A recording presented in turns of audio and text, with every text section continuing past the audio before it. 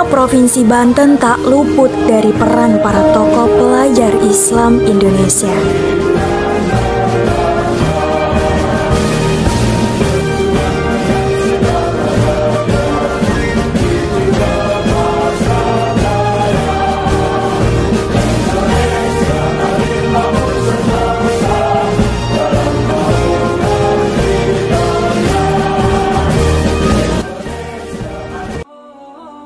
Provinsi Banten berdiri pada tanggal 4 Oktober tahun 2000. Pembentukan Provinsi Banten dilatar belakangi oleh aspirasi masyarakat Banten yang menginginkan wilayahnya menjadi Provinsi Banten terlepas dari Jawa Barat.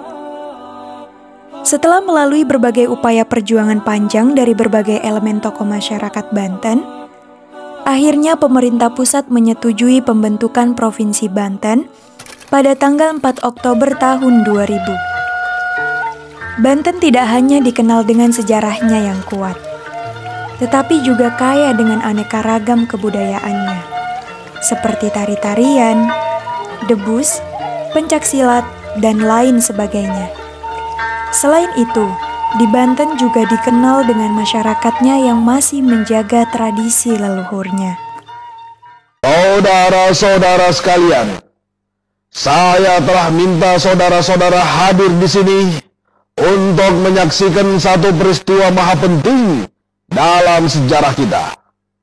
Berpuluh-puluh tahun kita bangsa Indonesia telah berjuang untuk kemerdekaan tanah air kita. Proklamasi. Kami, bangsa Indonesia, dengan ini menyatakan kemerdekaan Indonesia. Hal-hal yang mengenai pemindahan kekuasaan dan lain-lain diselenggarakan dengan cara saksama dan dalam tempo yang sesingkat-singkatnya. Jakarta, 17 Agustus 1945, atas nama bangsa Indonesia, Soekarno Hatta.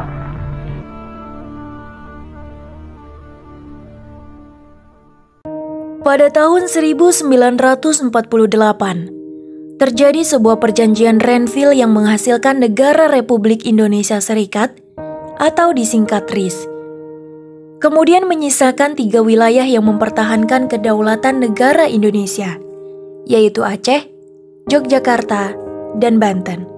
Pada tahun 1950-an, Perdana Menteri Dr. Muhammad Nasir dari Masyumi mengajukan mosi integral yang berakibat pada pembubaran RIS atau Negara Republik Indonesia Serikat dan kembalinya kedaulatan negara kepada Negara Kesatuan Republik Indonesia atau NKRI. Aceh dan Yogyakarta menjadi daerah istimewa, sedangkan Banten masih berada di bawah Provinsi Jawa Barat.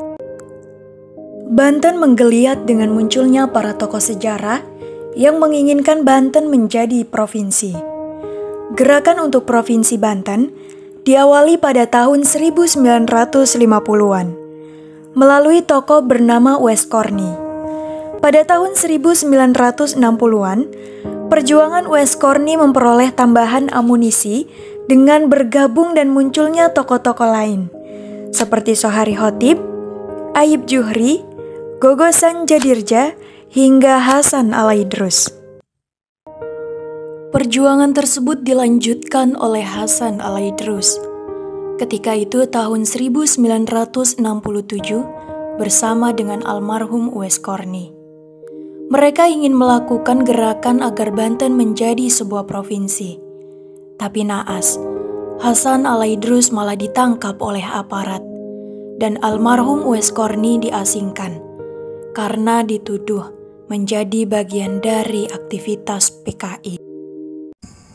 Dia ke Bandung menguruskan masalah-masalah buruh. Sampai ada teman yang meninggal begitu jauh dari Cikoto. Iya, ke Jawa Barat. Stempel legalisasi STT Bogor Bandung. Sampaikan itu. Semua dulu yang namanya camat nggak pernah ada camat orang sini. dari sana semua. Ya itu. Jadi kita pengen mandiri, saya bantu untuk kaya sebenarnya. Gitu. Pada tahun 1970 hingga 1990-an, Banten relatif tenang dan aman, sehingga Banten masih menjadi bagian dari Jawa Barat. Dan perjuangan menegakkan Provinsi Banten pun berada dalam kevakuman, hampir 30 tahun lamanya. Pasca reformasi runtuhnya Soeharto dari jabatannya sebagai Presiden Republik Indonesia, menjadikan B.J. Habibie sebagai Presiden Republik Indonesia. Di era reformasi ini, dalam proses sidang istimewa MPR RI, Haji Embai Mulia Syarif dan kawan-kawan ditugaskan untuk mengamankan berjalannya sidang itu. Dengan membawa sejumlah kelompok-kelompok masyarakat, mahasiswa, santri, dan kiai, yang kemudian disebut sebagai Pam Swakarsa. Kelompok masyarakat berjumlah lebih dari 6.000 orang ini dikomandani oleh Ma'mun Muzaki, Yono sebagai logistik dari Bekasi, Darwin Agus intelijen dari Ciputat, Tangerang Selatan. Belakangan Pam Swakarsa dari Banten ini berkolaborasi dengan berbagai kelompok lain dan memperoleh bantuan lapangan dari keluarga besar pelajar Islam Indonesia yang lainnya, yakni Kas Kostrad, Kepala Staf Komandan Strategis Angkatan Darat, Meizen Kiflanzen, dan Brizen Aditya Warman. Kemudian Kiai Haji Embai Mulia Syarif dipanggil Presiden RI B.J. Habibie untuk menghadap ke kantor pemerintahan. Di situ Presiden mengaturkan terima kasih atas bantuan dan perjuangan Kiai Haji Embai bersama masyarakat Banten dalam mengawal sidang istimewa MPR RI. Kemudian Haji Embai menginginkan Presiden B.J. Habibie untuk datang melihat pondok pesantren di Provinsi Banten.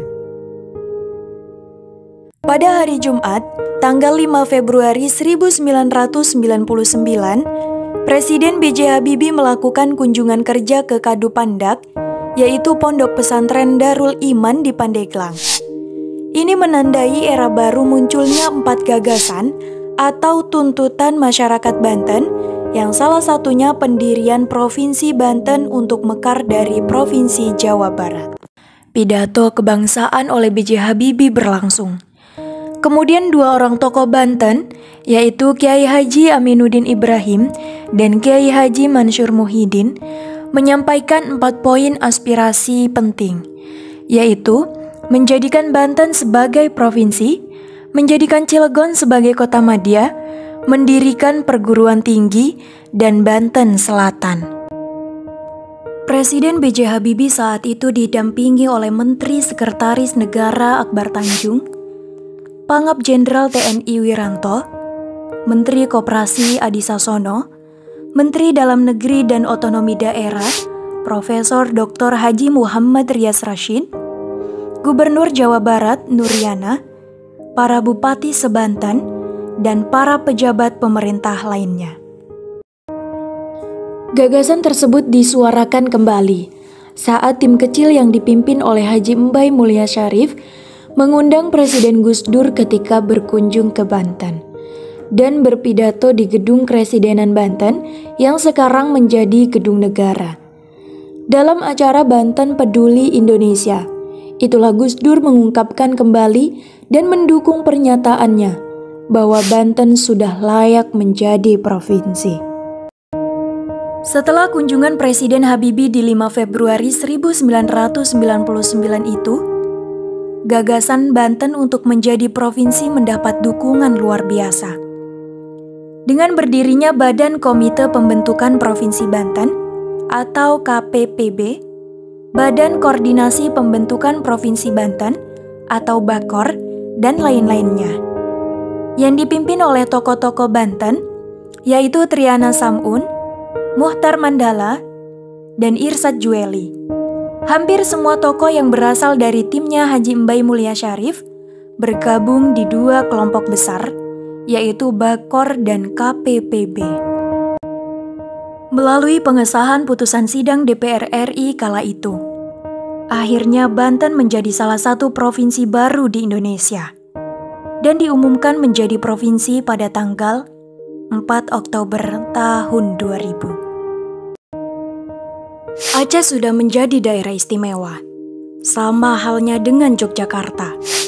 Apakah Banten bisa menjadi daerah istimewa?